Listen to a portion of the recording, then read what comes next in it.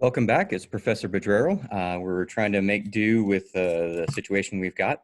And last time we were working on our solving non-homogeneous equations using the method of constant coefficients. And that is a good method when we have a situation where our non-homogeneous piece is pretty friendly. So he and his derivatives all look like they're constant multiples or fairly easy to manage. So we solved that situation last time, and we left you with the task of verifying that this guy actually does solve our non-homogeneous differential equation. So what we'll do now is solve example 3, find the general solution to y double prime minus 3y prime plus 2y equals e to the x plus x. And then we'll actually solve it with the initial conditions of y of 0 equals 1 and y prime of 0 equals 0. So as always, we first start by solving the homogeneous case.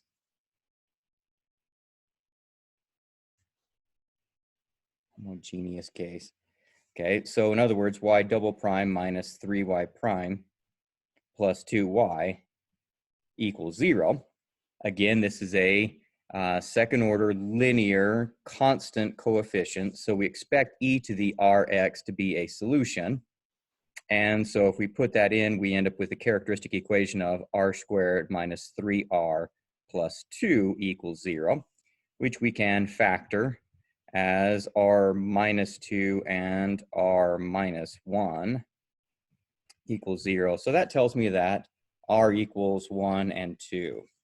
So our solution for the complementary part or the homogeneous part is something like e to the x plus e to the 2x, and we'd have some coefficients in here. We'll call them C1 and C2 for the moment being. Okay.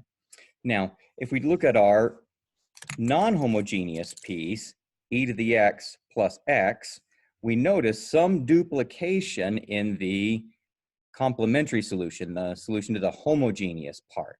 So we need to account for that. And we notice that our non-homogeneous part, our non-homogeneous thing here, actually comes in two parts. It's an e to the x and an x. So if I were dealing with e to the x all by itself, I would need to have a particular solution that is something like a e to the x, but remember that that already duplicates somebody in the homogeneous solution. So we need to try a times x e to the x. And there's a second part to this, so we also need to deal with the x part, but he and his derivatives are really easy. So we would expect this to be something like bx plus c. Okay, and note that there's no duplication here in our complementary solution. So let's go ahead and see what happens. Let's try this particular solution out. Okay, so if we find yp prime, we're going to get, we're going to need product rule, ax e to the x plus a e to the x plus b, and yp double prime would be ax e to the x plus a e to the x plus a e to the x, and the derivative of b, a constant, would be 0.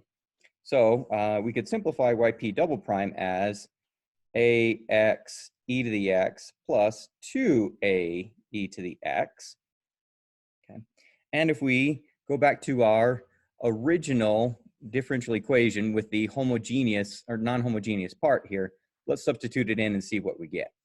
So if I do yp double prime minus 3yp prime plus 2y sub p, we want that equal to e to the x plus x.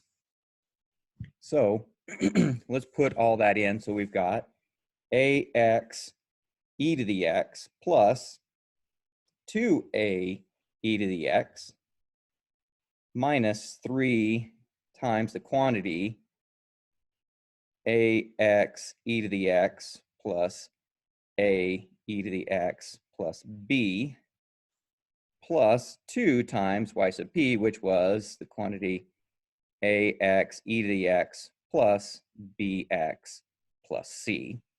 And we need, as stated in the original problem, that to be e to the x plus x. And let's see what magic happens. So we'll get ax e to the x plus 2a e to the x minus 3ax e to the x minus 3a e to the x minus 3b plus 2ax e to the x plus 2bx plus 2c, and that needs to equal e to the x plus x. And let's see what wonderfulness happens. So if we have ax e to the x plus 2ax e to the x, that will subtract out the 3ax e to the x. And what else do we still have left? We have 2a e to the x minus 3a e to the x. That gives me minus 1a e to the x. I like to underline them to make sure I haven't forgotten anybody.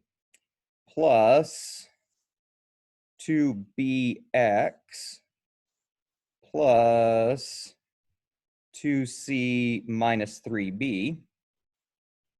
And that should be everybody equals e to the x plus x. So if this isn't a true equation, then the coefficient of the e to the x on the left-hand side has to be equal to the coefficient of the e to the x on the right-hand side. So in other words, negative 1a is equal to 1. So we would then find out that a would be negative 1. The coefficient of the x on this side needs to be the same as the coefficient of the x on the other side of the equation. So 2b equals 1. Therefore, b would have to equal 1/2. And finally, 2c minus 3b would have to equal what he's worth. And the constant on the right-hand side is 0. So if we do that, knowing that b is 1/2, we've got 2c minus 3/2 equals 0. So if I add 3/2 and divide by 2, I find out that c should be 3/4.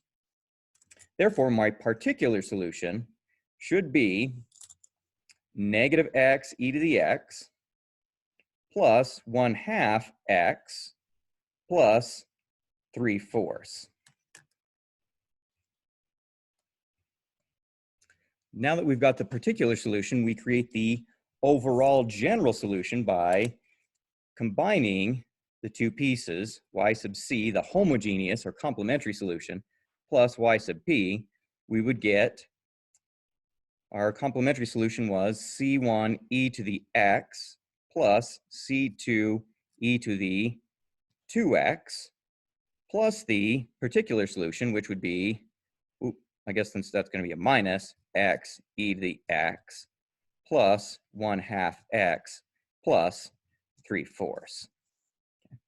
And now what we would need to do is to find the c1 and the c2, we could plug in the y of 0 is 1 and y prime of 0 equals 0. I'm going to pause the video and let you do that, and then we'll come back and check together. So go ahead, give it a try yourself. Okay, so what I did here was I stuck a 0 into the y, the general solution, and got this. Don't forget your 3/4 here. Then take the derivative, stick 0 in, and set that equal to 0. That sets up a system of equations, but don't forget these constants you'll have to take to the other side when you set up the matrix. When I RREF that matrix, I get that C1 had to be 0 and C2 has to be 1/4. Therefore, the general solution would be 0 e to the x, so none of those, plus 1/4 e to the 2x minus x e to the x plus 1/2 x plus 3/4. So what we'll do is we'll give you a chance to try one on your own, and then I'll quickly step through that last example, example number 4, in the next video, and that will conclude 5.5a for us. See you in the next video.